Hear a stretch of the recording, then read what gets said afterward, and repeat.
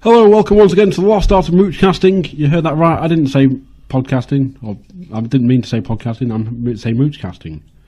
I'm here today with a very special guest. It's not Dave this time, it's the other half of Mooch TV, it's CHRIS Cassidy.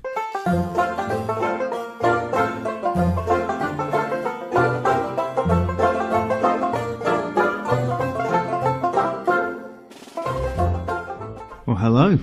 Thank you very much for having me on your show. It's alright, mate. Answer the questions and I shall reveal.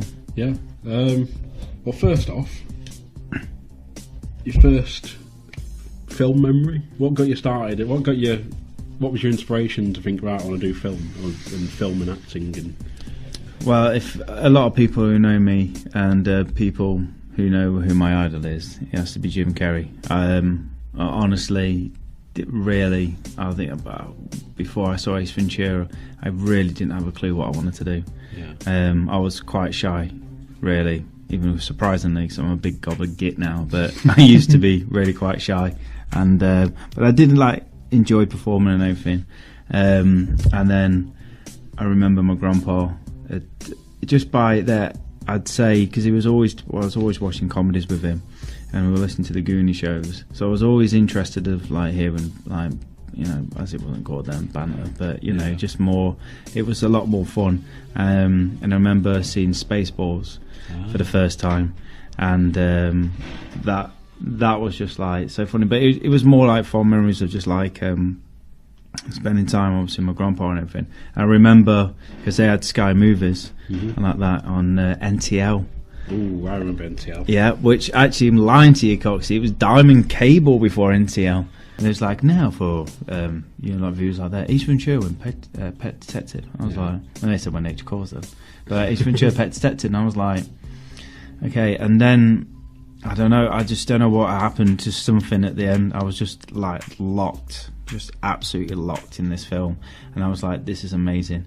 And then I watched it again. This is probably the first film apart from Star Wars that I watched again, and then again, and then again, and then I just started mimicking, because it's before starting secondary school and everything. I started mimicking all the lines and everything. It was just, and people were just, oh, that's great, I'll do that, I'll do this impression. And then that's when I kind of got a confidence bit of being able to kind of hold my own sort of thing. Yeah. And then just that was it. Find your niche. Yeah, I was just finding my niche really. Yeah. And I was like, what, and then I felt like I could. So it started from branching out from there. So then watching TV programs like Harry Enfield, I'd watch it once. I'd go into school and everyone would be like, go on, what was that bit? They'd, I was doing the review of it, so I could do it in school and classes and everything. And so the more there, and I remember as well, I got completely so there, because I remember English and I wanted to do drama in my last 2 years at school, and the English teacher, she's like, well, no, I don't know really, because they were being there's only a certain amount of places that you can go on, because everyone was like, oh, I choose drama, so I thought it was easy, but I really wanted to do it. So she was like, well, if you want to do it, you've really got to prove yourself. So we're all set, people who applied were all set a challenge where you'd have to come up with a character and write this story and then perform it. So obviously, show you've got there. So I'd really took it seriously, because at school I enjoyed school, but I didn't love it. To be honest, you know what I mean? I was the opposite. I hated school. Yeah, I didn't. I like playing sports, because I was doing running and football and everything. So the sports side of it was great. Maths was a joke. I had a teacher who just didn't control the classroom, and his little. That sounds really familiar. He just couldn't. Just in a different time period. Yeah, just could not control the class. And I was like, right, okay. And every time I just still remember, just be like, get out his road. And that would be his answer for everything. There'd be a fight kicking off in the class. Get out his road. Like that. I can't do this mathematical question. Get out his road. It's like, right, okay. Literally, they just didn't care. People started just sitting in the class going, you're not in my class. Well, I'm going to sit in it. And they did. It was quite a school of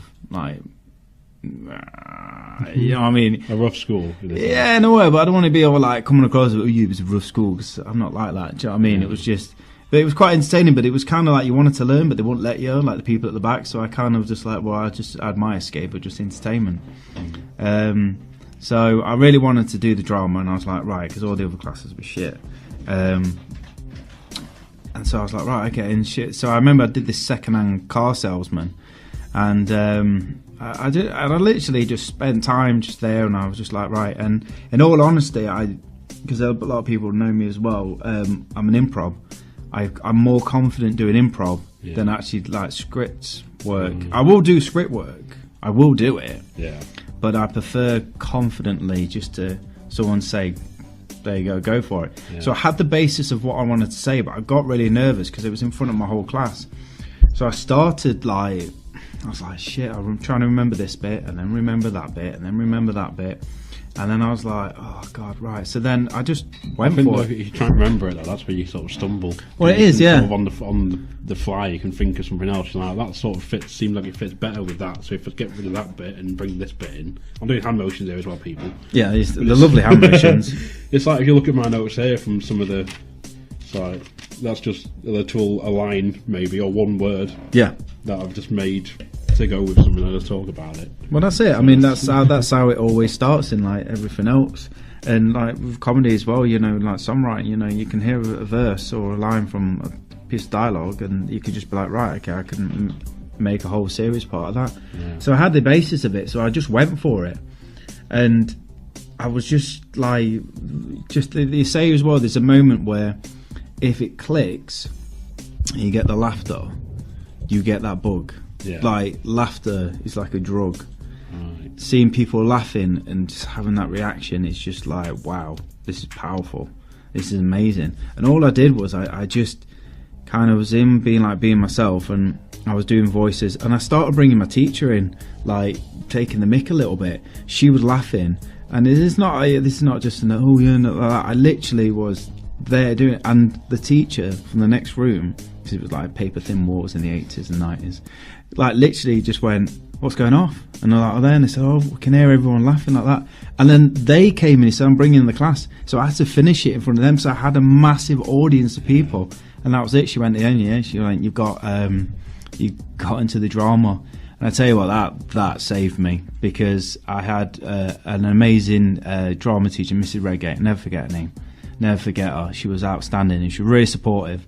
And it was great because parents' evening, like, they'd be like, oh, you know, he enjoys making the class laugh, sort of thing. And when his work is good, and when he works, he's good. And sometimes he can, you know, be a little off course, sort of thing.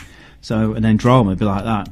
Just amazing. Just great. I'm very happy with him.